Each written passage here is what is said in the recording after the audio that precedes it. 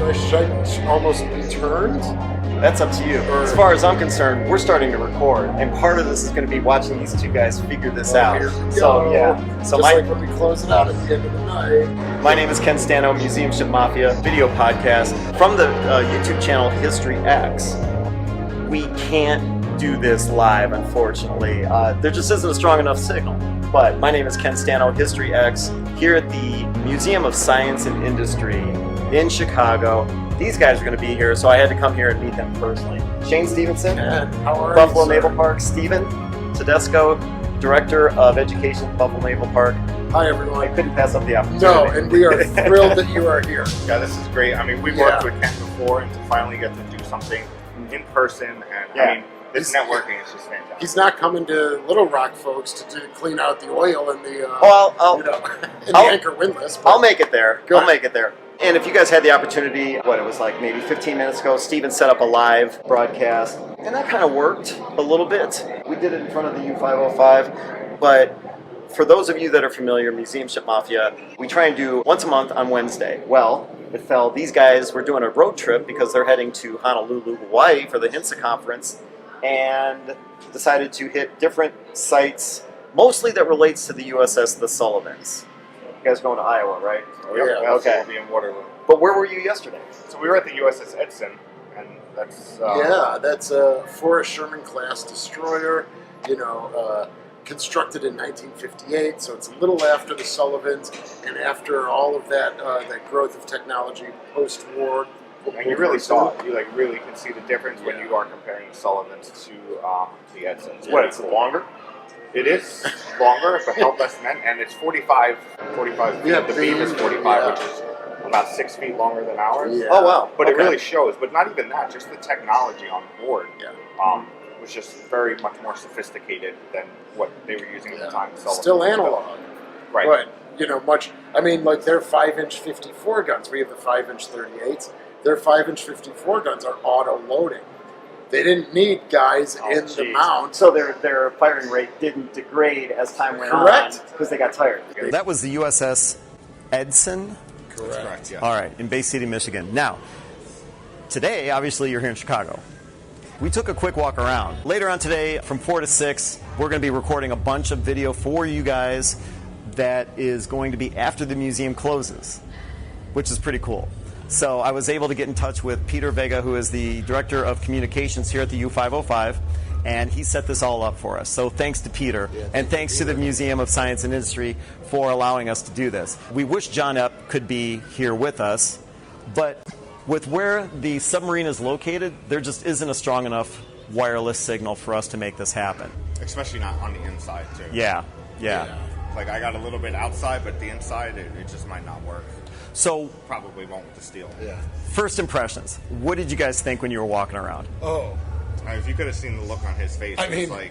When you walk around the corner here and you're just, boom, the bow of the submarine is right there, I almost staggered. Yeah. I was like, oh my God, because you just get the longitudinal view that's right in front of your face as you run around the corner. This is a fabulous exhibit.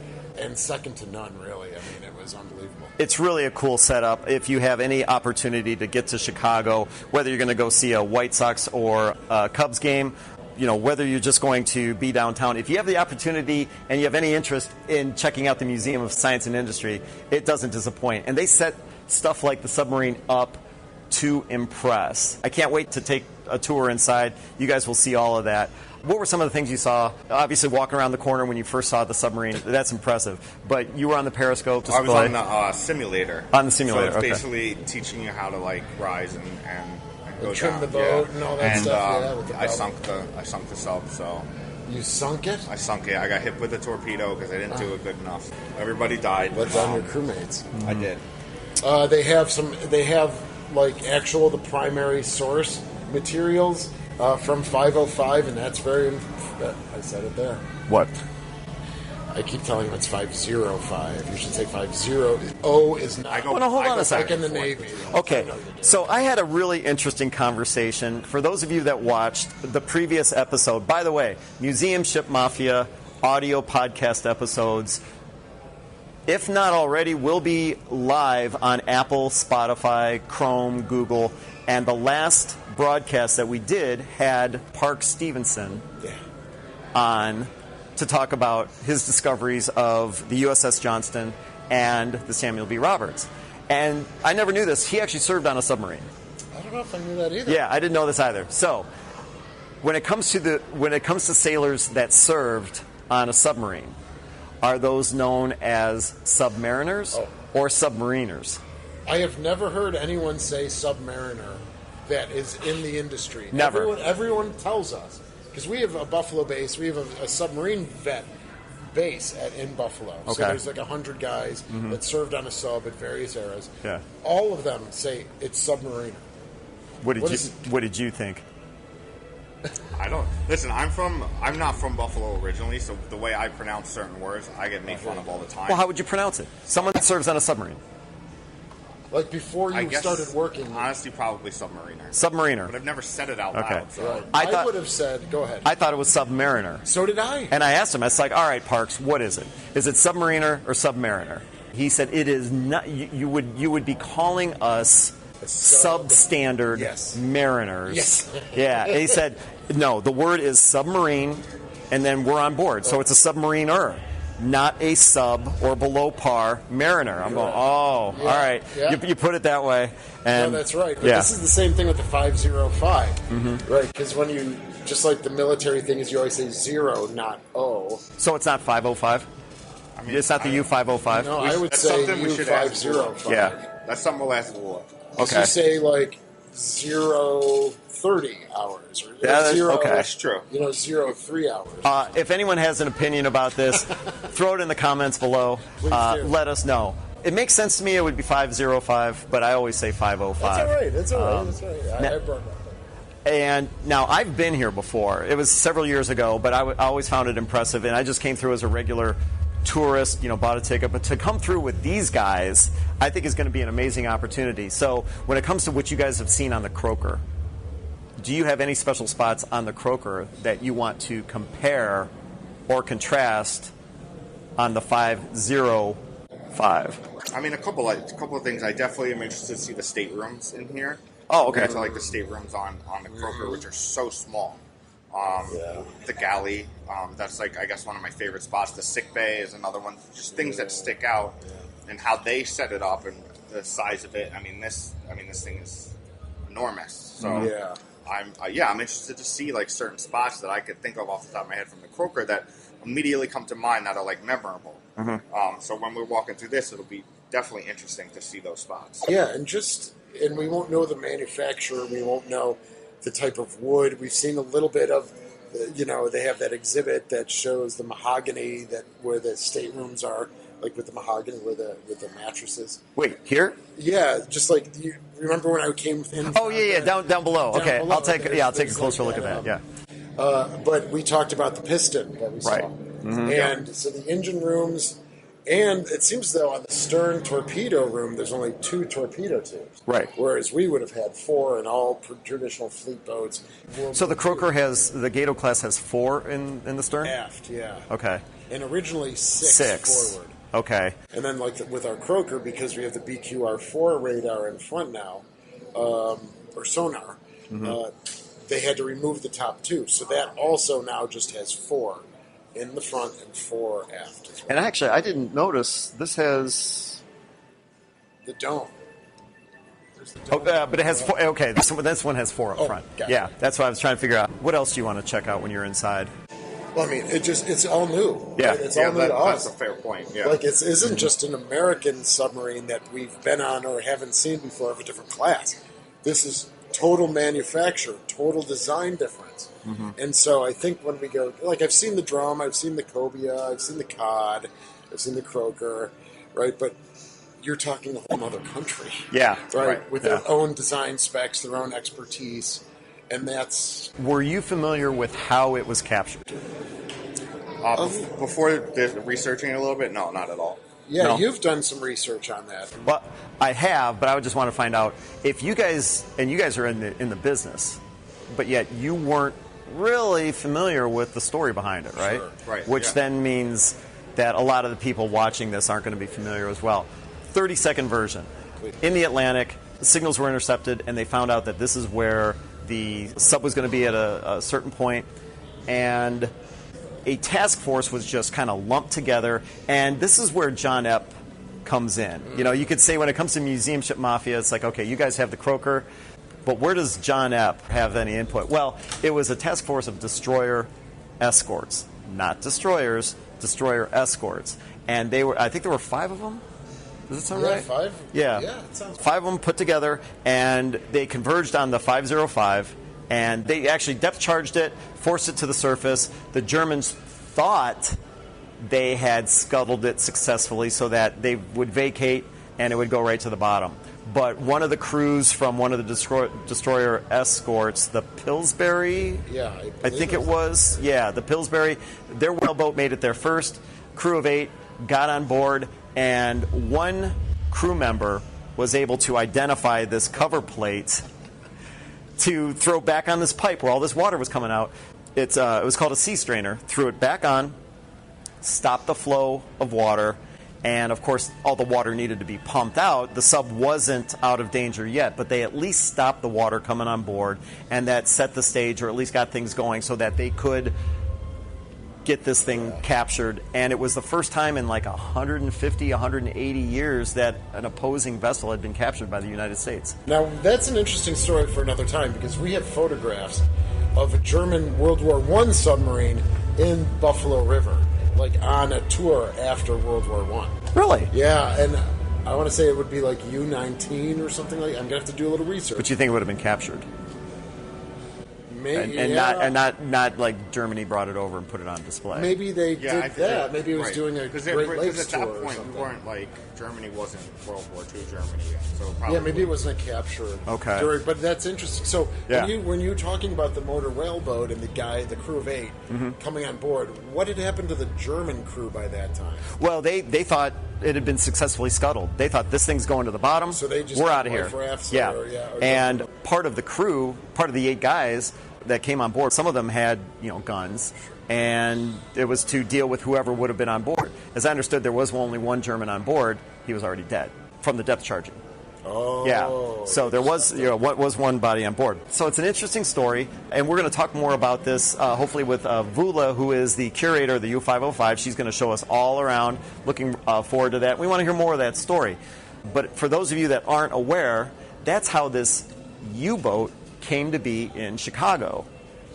It's a fascinating story. It is a fascinating story. And I can't say it enough. If you are in Chicago, take some time to visit the Museum of Science and Industry. Check out the display they have here. I can't think of another museum ship that is displayed like this. It's unreal, just the sight of it. Mm-hmm. You can see, like, when researching, I was looking at pictures of it and like, what it looks like in here. And it just doesn't even compare to walking in, and then it's like, I mean, it's unreal. I mean, this room itself could be a museum. Yeah. This is a tiny little wing of this entire museum. And the storytelling.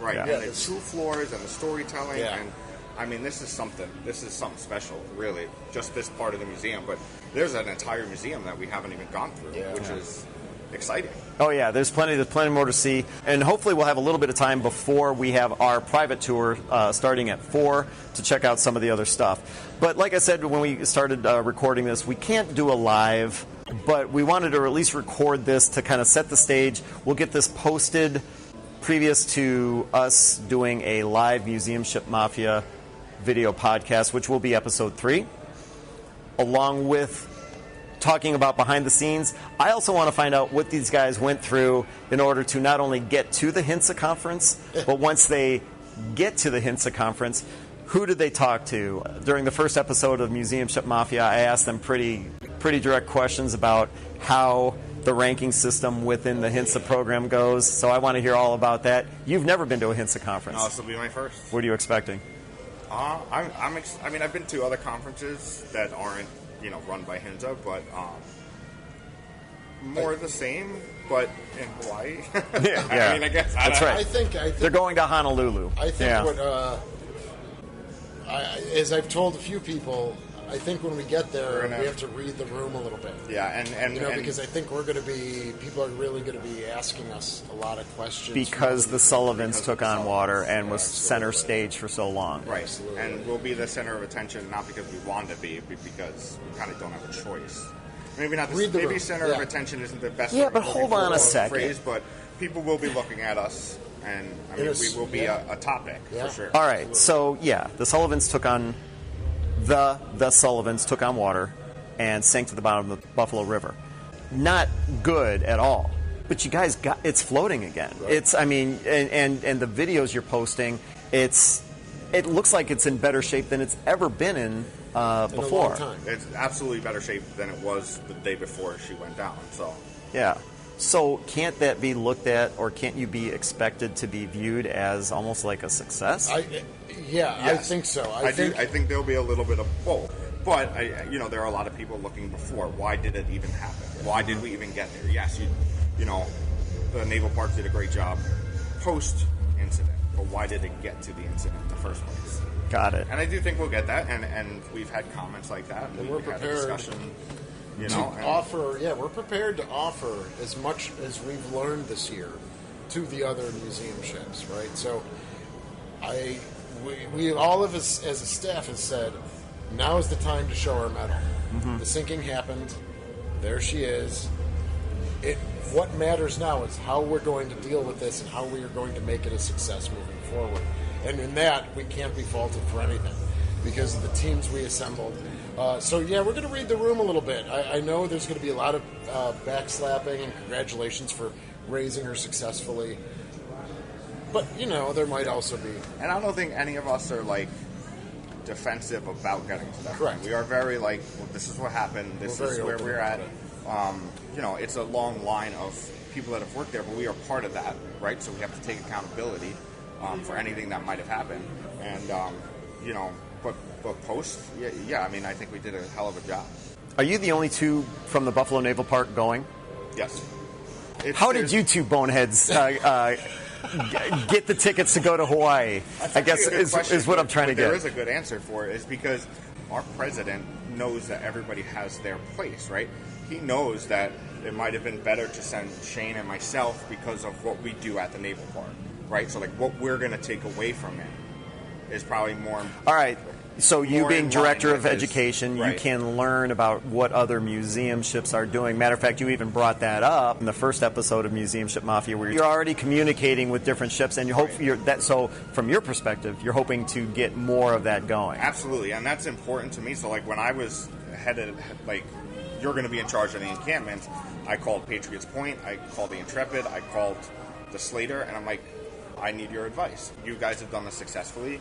We haven't done it for a few years, but you're not new. You did it pre-COVID or whatever. Right. So, and the woman, I think her name was Stephanie at Patriots Point, was so helpful. Called, we had a great conversation.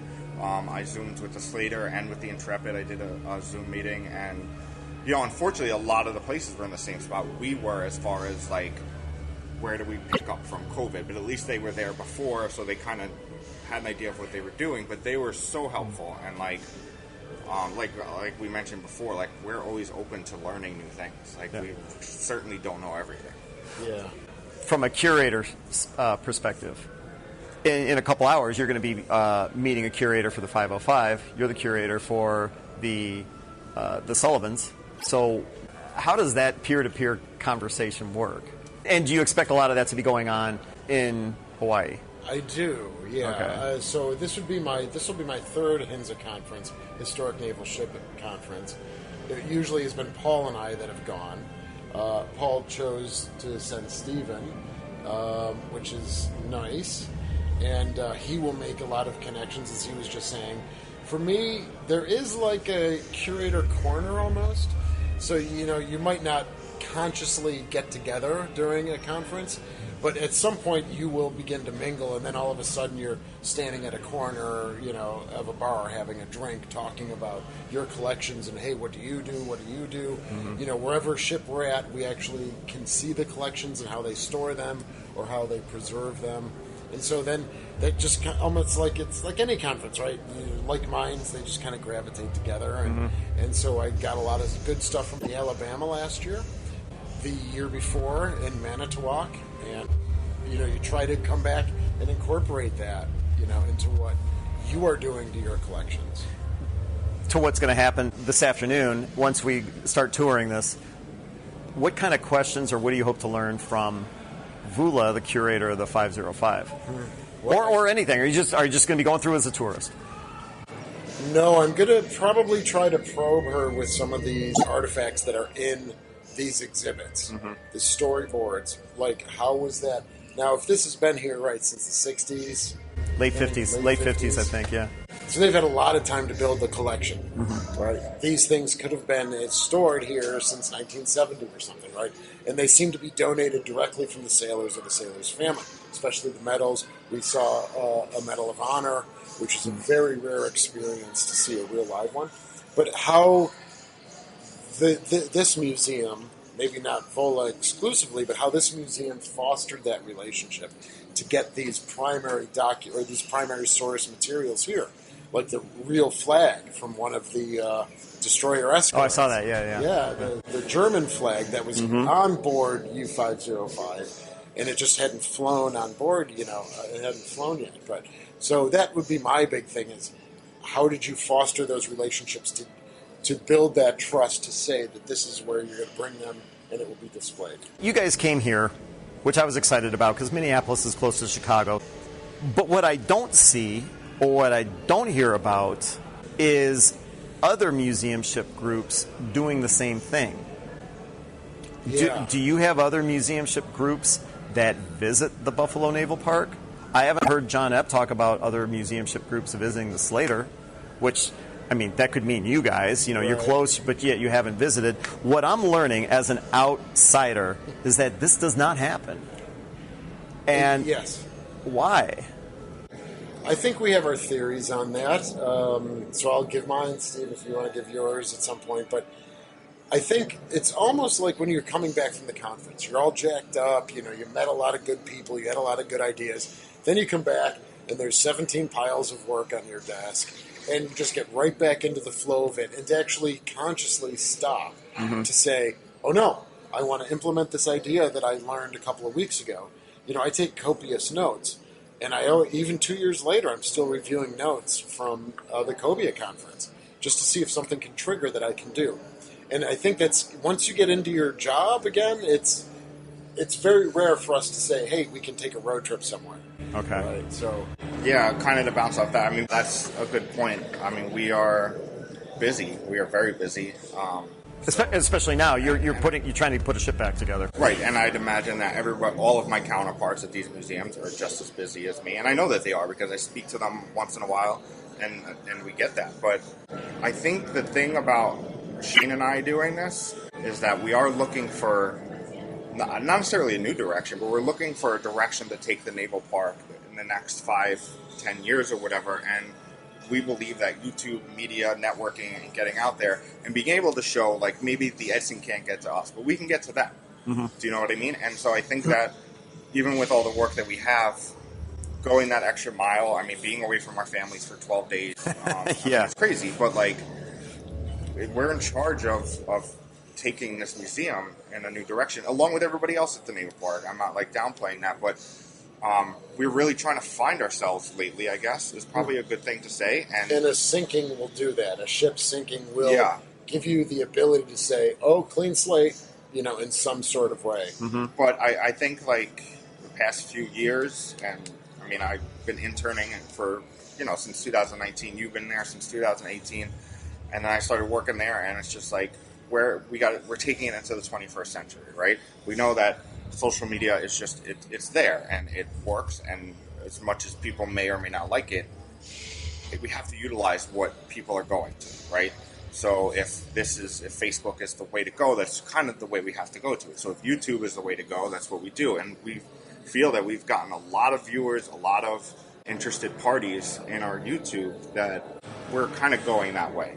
And we need to make it, if we want more viewers and more subscribers, we've got to make it bigger and better and bring in people like bring in people like Ken. Well, I mean, I appreciate it. I'm thrilled to be part of it. We would have never, if we didn't start our channel, we never connected with Ken, It goes back to the Johnston video, the what happened inside Mount Number 2. No, it goes even back before that. Because you actually posted video links on my channel when I created the first Johnston video. You're right. And so you reached that. out, I'm going, and you said, is it okay if I do this? And I said, absolutely. Now, at the time, I remember the Buffalo Naval Park had about 300 subscribers, and I think I had maybe about 800. Come a long way, both. Well, yeah, so now you guys are at 80. 8.75. Is that what it is? That was what it was last yeah, night, and 8.75. I'm almost at like 7,900. Yeah. So we're like both- 10 times the size. Yeah. And Almost we kids growing together. Yeah. Like, A little bit, yeah. We're about the same rate. And I think, so a lot of these projects, the live show started on just like a whim. Be like, yo, we should do that. And then it's like, okay. And the next thing you know, we're doing it. Yeah. And it's like, we should Well, drive next thing across the country. you probably- The next thing we know we're in Chicago. Well, so when you guys created the 2000 watch, or had the idea, how much nerve did it take to finally hit record? I What? don't think it was that. I mean, for me, it was come nerve- on. No, it didn't. Oh, What man. was nervous Anytime I for do a me- live, I get nervous. Oh, do you? Yeah, It oh, was yeah. the setup, making sure the first episode we're doing it right. The We did it in sound's right. February, right? It was, Why did yeah. we why did we even start to do it? I don't know because we were super busy. Didn't Paul tell us to like?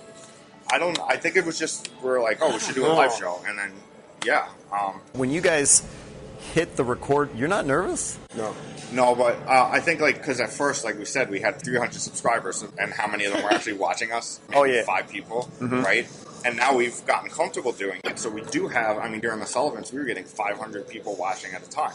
Because you had everybody. The media was watching and taking clips from our live, and we'd watch the news later in the day. We're like, And that's really what helped our channel grow. Was Well, I've always joked about the fact that I should just park my convertible in the rain with the top down and see what that does for subscriber. If I get a boost of subscribers. you know what? That's the thing. It's like how we market ourselves is like an interesting way, and sometimes negative publicity is almost good publicity. Then, okay, so then going back to the whole communication or lack of it, because I talk to so many people about Museum Ship Mafia, you guys, and I will tell them the story that these guys do not talk to each other. I'm not talking about you two. I'm just talking about museum ship to museum ship to museum. Matter of fact, as much as I love the Museum of Science and Industry, they did not know about the Buffalo Naval Park. And you say, okay, well, what's the big deal? They didn't know about the Sullivans taking on water. They just didn't know. right.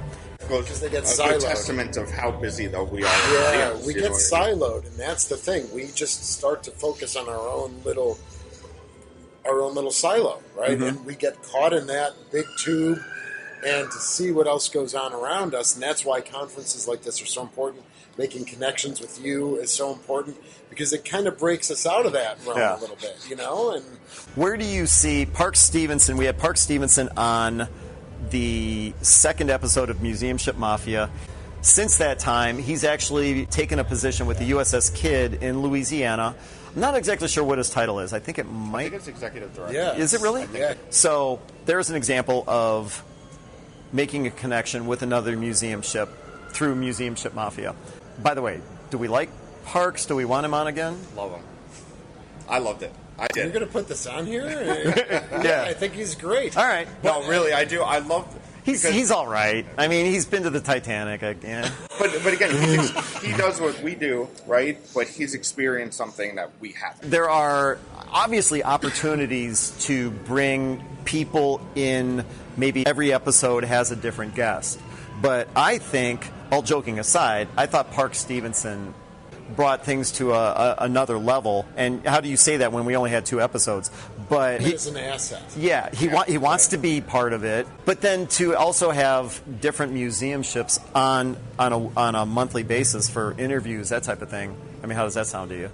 Yeah. I love it, and you're the impetus for this, and that's why I like it. What? You're standing on the outside. You're not in that silo that I was just Oh, yeah. talking about. Right. So you're able to.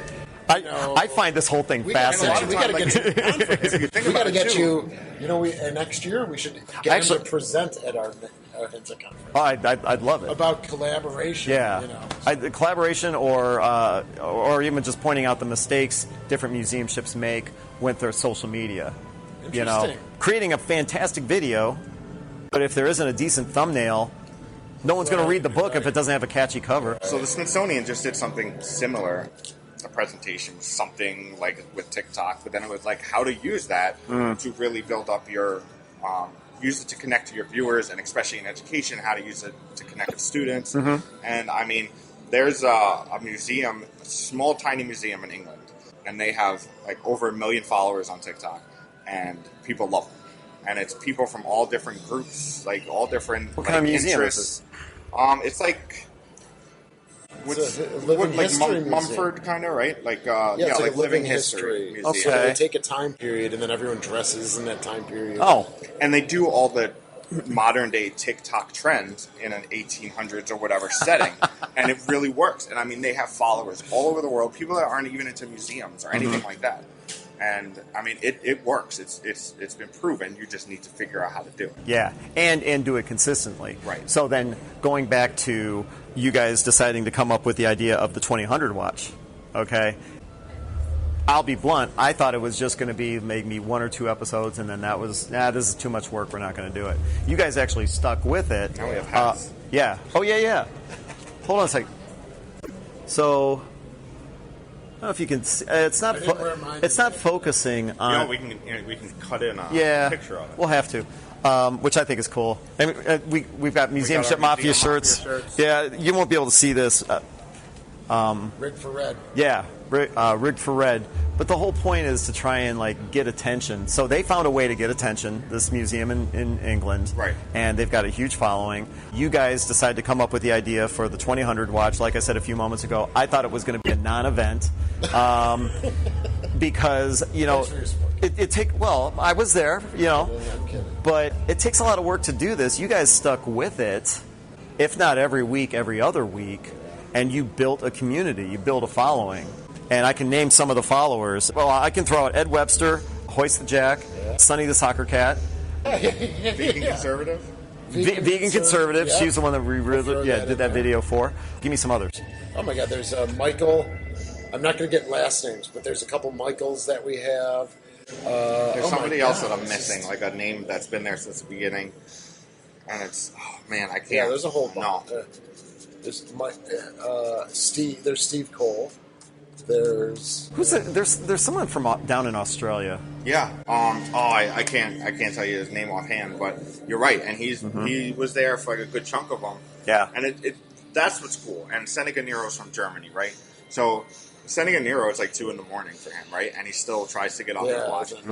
Australia, it's 12 hours later, so it's 8 a.m. for him, and he gets up and he watches it, and it's like, that's cool. I mean, we might only have 25 people on at any given time, which we've obviously had more, but like those followers that come back week in and week out across the globe at different times, one in the middle of the night. I mean, we're doing something enough right that we're reaching out to these people to come back.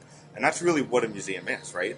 You come back to a museum, why am I going to go back next year? What could I possibly learn that I didn't see last time? Right. Yeah. And that's important. Okay. And that goes back to why we're here today, right? Why did we go on this road trip when we really don't have the time or even necessarily the funding to do it? Why did we do it? Because that's, people can come back and learn. We can learn. We can present better. Become better directors. You know what I mean? So it's, sometimes you just got to go the extra mile. And I'm not trying to pat myself on the back or Shane at all, but like, if you want to be successful, you really have to put in the effort. And that goes exactly back to what you're saying. How many weeks are you going to do this before it's like, okay, that was fun, let's go on. But if you really, are committed to it, and like our job is like, this isn't like some like fantastic paycheck job, right? There's no money in museums, right? But you know what? We're not in this to do it for your love of it, right? Yeah. You really do it for the love. It's got to be a passion. Otherwise, you're not going to be motivated to do the next one. And I think you guys are really onto something. And we've seen things like Ryan from the Battleship New Jersey. He's created quite a following. Drakenifel, of course. So I don't know why you guys can't follow in those footsteps. And that's the thing. We learn things from them, and like we see how they do things. I mean, Drac came to our ships, and I mean, they did some pretty cool stuff, and they were able to figure out, like, we're going to go live right here, and we're going to angle our, not antenna, but whatever, like this way, so we can Their phone. get a zoom. Like, so they made almost like, right, like just like a path to like right where down the scuttle. Right? Yeah, and I mean, we're very grateful for the people that come before us. Do you know what I mean? So we can be just as successful. And by successful to us is like spreading the knowledge, right? Like teaching people things that we have a passion for. So. Well, hopefully when we do the private tour at 4 o'clock here, you guys will make some even more connections and be able to use that for whatever future projects you have. And we're thrilled to be having you here with us in person. Well, thank you. I appreciate it. I'm thrilled to be here, too. First of many collaborations. Sure, definitely. All right, so this is all pre-recorded. Hopefully you guys have been watching this to the very end. But there's going to be a follow-up. In other words, once we post this, then we will either have our Museum Ship Mafia live broadcast right afterwards, or maybe it'll be a following Wednesday. We definitely appreciate you watching, even though it's pre-recorded. Thanks for watching to the very end. Anything that you guys want to say before we cut this off? No, I think we're thanking like all these people, but like you guys keep us going, right? So if we didn't have you to talk to, we'd just be talking to a big fat goose egg viewers.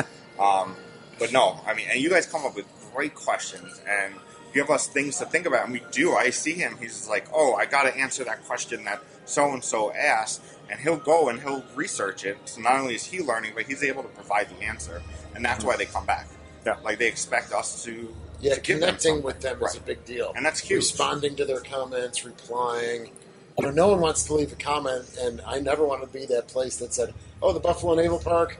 They never got back to me, but that's what I expect. Right. And I've had that. When you reply to somebody's comment, they say, "Oh, I've never had anyone respond." Right. Well, or thanks for getting back to me so quickly. Mm-hmm. Right. And that's important. That's important because you can't. I mean, our viewers are what made us get to 8,700 people, right? I mean that, and the media circus around Sullivan. Well, there's but no, but really, so like, why would we just be like, oh, you know what? We have 10,000 followers now. I'm not concerned about it. But no, we make every attempt. And that's why when you watch us live, I'm constantly going back, making sure we hit every question because it's important. I tried to do that. Yeah. Well, we appreciate you guys watching. What was that? No. These boneheads they don't know how to close down a broadcast. Yeah, we don't. How do you shut this off? Yeah, no, it doesn't. All right. We wish John Epp could be here from the USS Slater because he's definitely part of the Museum Ship Mafia. Because we could not get the wireless to work out, but that's why we're going to have the follow-up broadcast. Appreciate you guys watching. Thanks to the Museum of Science and Industry for allowing us to do this today. And stay tuned to the Buffalo Naval Park. I'm not exactly sure if we're going to get this video up and running before their HNSA conference is going to be over, but if you haven't seen any of their road trip videos, I think you're going to get a kick out of them. At least I'll be watching them. And we'll see how long these two can put up with each other. My name is Ken Stano with the YouTube channel History X. We've got Shane and Steven from the Buffalo Naval Park. Check out their YouTube channel. If you have not subscribed to the Buffalo Naval Park YouTube channel or the USS Slater YouTube channel, it is one of the most easiest, simplest yet most effective ways to throw support behind what they're trying to do. It doesn't cost you anything. All you got to do is click. So with that being said, thanks for watching. Again, Ken Stano, History X, Shane and Steven, Buffalo Naval Park. Everyone. You guys have a great day. That was a little more than 15 minutes. So. I do want to get the museum shop. Like, I always get a shirt to any museum I go to. But we're running out of space. Right? Don't forget, we got 12 more days on the road or something. We got it. Okay, dude.